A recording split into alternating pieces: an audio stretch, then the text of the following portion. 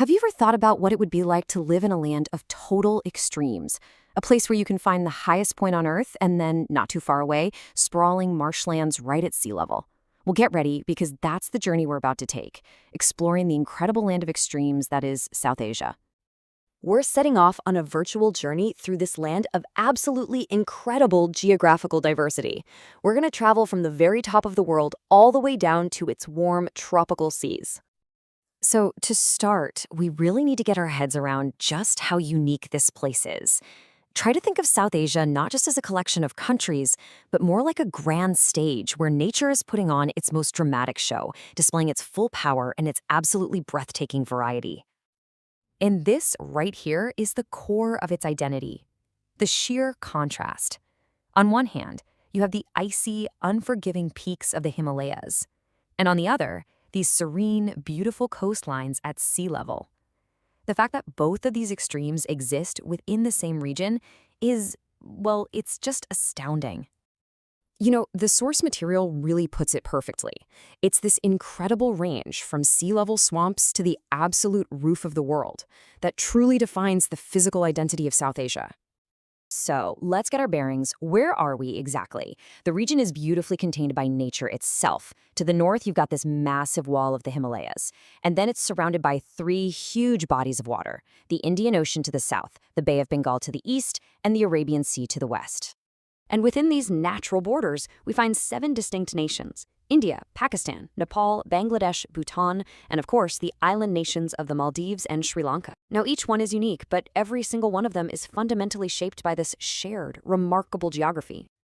All right, our journey begins at the top. We're heading up into the thin air of the mighty Himalayan mountain range, literally the rooftop of the world. Let's talk about the scale for a second. The average height here is around 8,000 meters. But what's really mind-boggling is that we're not just talking about a few big mountains. This is a colossal range that's home to 9 of the world's 14 highest peaks. Just wow.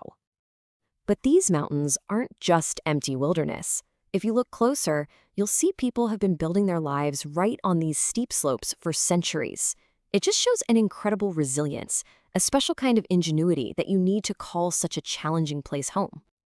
And get this, living here for generations has physically shaped the people themselves.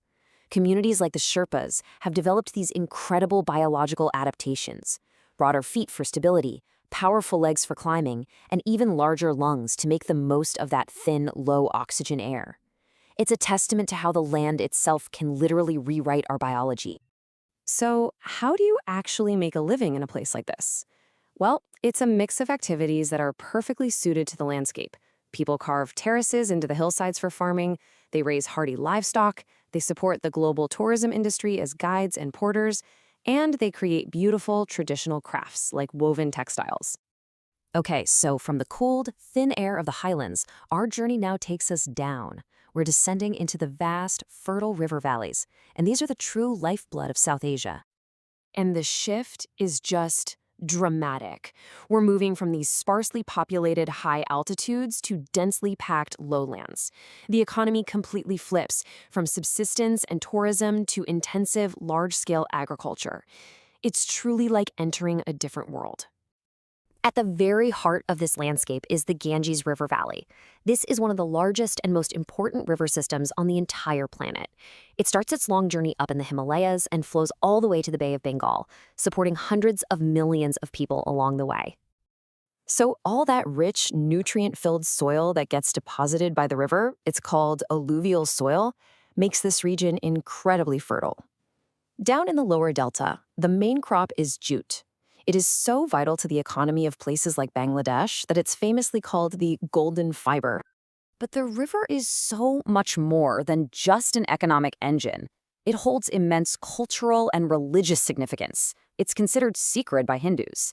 And because it's such a lifeline, this is also one of the most densely populated places on Earth, home to megacities like Delhi, Dhaka, and Kolkata. And now it's time for the final leg of our journey. We're following the rivers all the way to their destination, arriving at the sun-drenched coastlines and island nations where the land finally gives way to the sea. And the coastal landscape here is every bit as diverse as the mountains.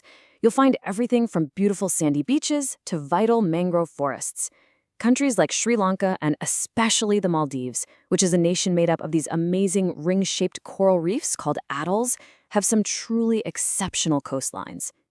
It's no surprise that this stunning natural beauty, the crystal clear waters, the vibrant coral reefs, and the scenic beaches, has fueled a massive tourism industry. It's become a key economic driver for so many of these coastal communities. This chart gives us a really clear snapshot of that economy. While tourism is huge, at 40%, look at how important the fishing industry is, supporting countless families. What this really shows is a dual reliance, an economy built on both drawing visitors to the sea and harvesting from it. These coastal areas are also biodiversity hotspots. Ecosystems like wetlands and mangrove forests are absolutely critical habitats for a huge variety of birds, reptiles, and marine life, and they form this delicate and vital natural web. So, as our journey across South Asia comes to a close, we can really see how these distinct landscapes aren't separate at all. They're actually intricately woven together. I think the single biggest takeaway is this: you simply cannot separate the people from the land. From the physical adaptations of the mountain dwellers to the crops grown in the valleys and the industries on the coast, geography is the foundation upon which everything else is built. Which leaves us with one final thought to chew on. If a landscape truly writes the first chapter of a people's story, then what epic tale of resilience, adaptation, and diversity is being told